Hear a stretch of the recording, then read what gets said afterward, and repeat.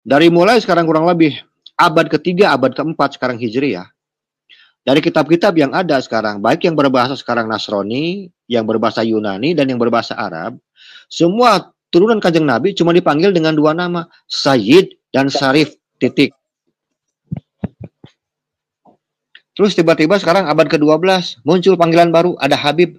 Coba dipikir dulu, ini panggilan untuk menggeser sekarang otoritas keturunan Nabi yang asli atau apa ini? Ada sebuah strategi politik untuk mengalihkan sekarang umat Islam kepada mereka, kepada Yamanisasi.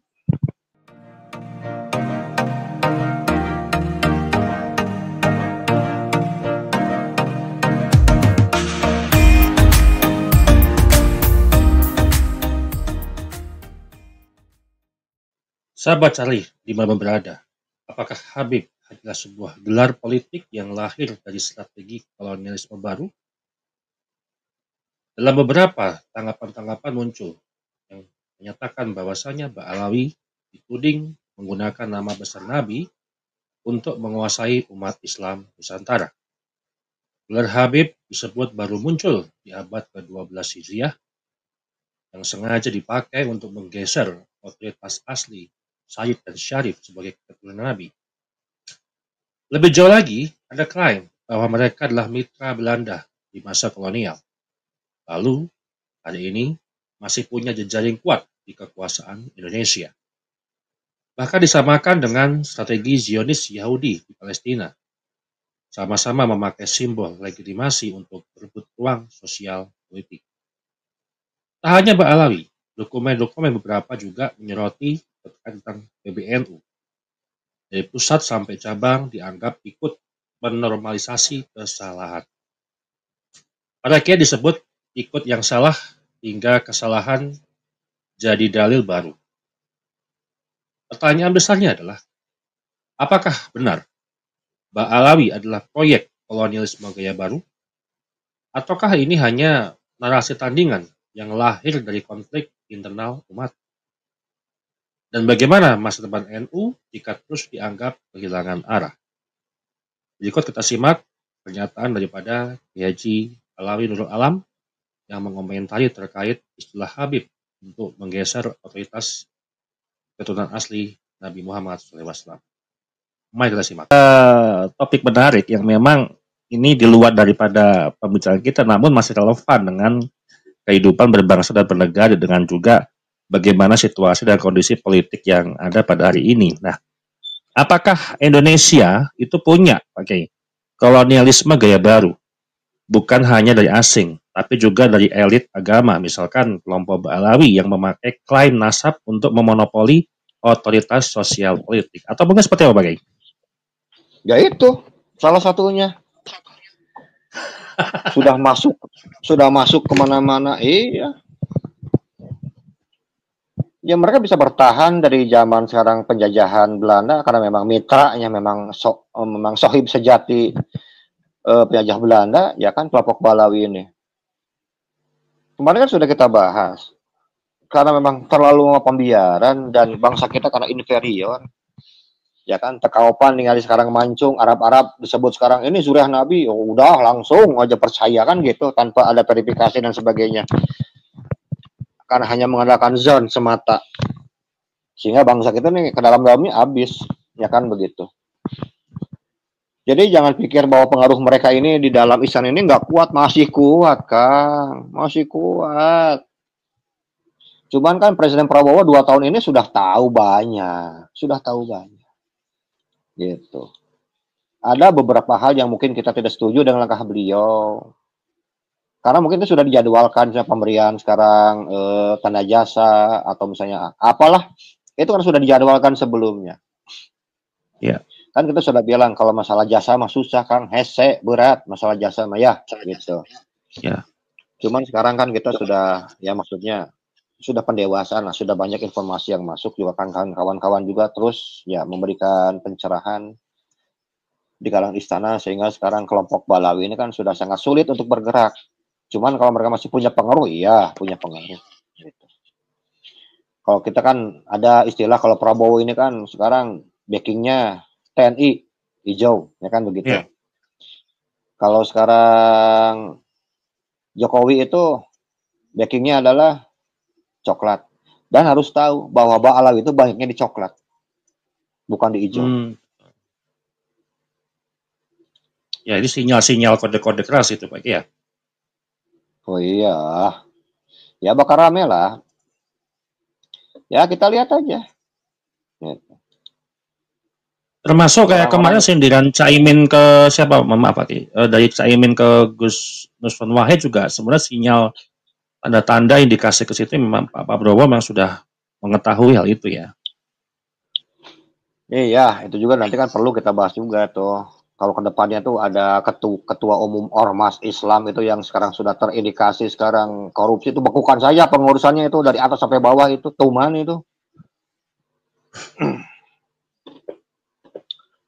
Begitu masih punya ketua umum bikin malu se-Indonesia. Benar itu. Iya betul.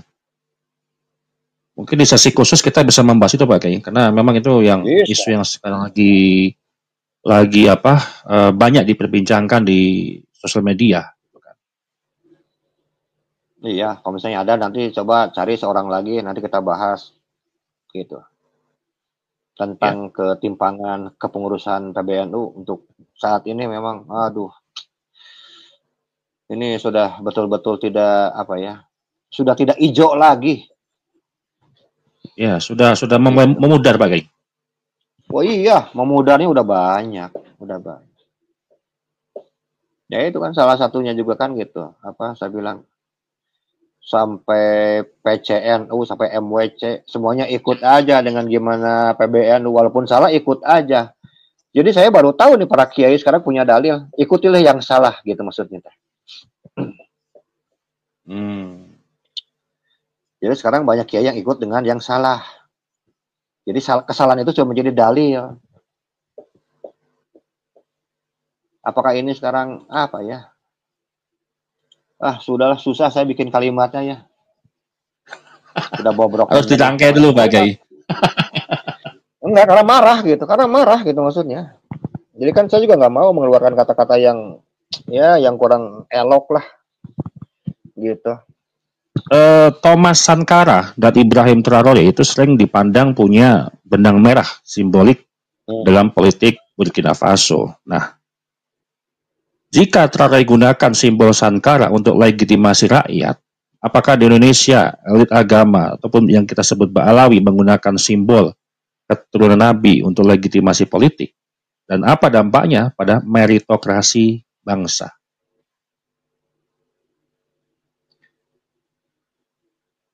Ba'alawi itu kan copy paste dari nenek moyang dulu yang pernah menipu umat Islam sekian ratus tahun. Kemudian dicoba lagi dan ternyata berhasil.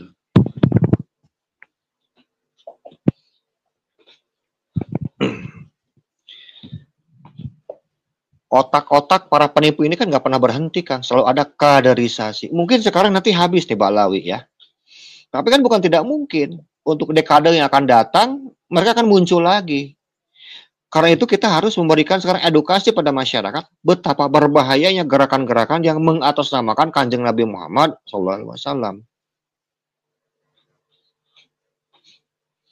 Kan kalau orang ya maksudnya gini, kalau untuk jadi pinter itu susah, ya. Cerdas apalagi. Jangan jenius, setengah jenius aja itu udah susah. Ini saya kasih rumusnya gini, gampang lah. Ya, dari mulai sekarang kurang lebih abad ketiga, abad keempat sekarang Hijri ya. Dari kitab-kitab yang ada sekarang, baik yang berbahasa sekarang Nasrani, yang berbahasa Yunani, dan yang berbahasa Arab, semua turunan Kanjeng Nabi cuma dipanggil dengan dua nama, Sayyid dan Syarif, titik. Terus tiba-tiba sekarang abad ke-12, muncul panggilan baru, ada Habib. Coba dipikir dulu, ini panggilan untuk menggeser sekarang otoritas keturunan Nabi yang asli atau apa ini? Ada sebuah strategi politik untuk mengalihkan sekarang umat Islam kepada mereka, kepada Yamanisasi. Apa kita tidak tahu tentang penipuan-penipuan akidah, penipuan-penipuan ideologi, penipuan-penipuan sekarang tentang kemuliaan para orang-orang soleh yang dialihkan pada orang-orang tertentu, yang orangnya sendiri nggak pernah ada, nggak pernah dilahirkan. Kalau orangnya nggak pernah dilahirkan, bagaimana mungkin orang yang nggak pernah dilahirkan sekarang bisa punya keturunan?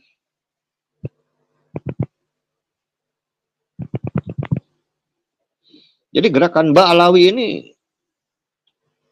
ini sudah kejahatan internasional. Karena dalam buku yang pertama itu kan pernah saya bahas ya, bahwa ini kan memiliki kesamaan pola ya, garis bawahi, kesamaan pola dengan apa yang pernah dilakukan sekarang di tanah Palestina oleh Zionis Yahudi.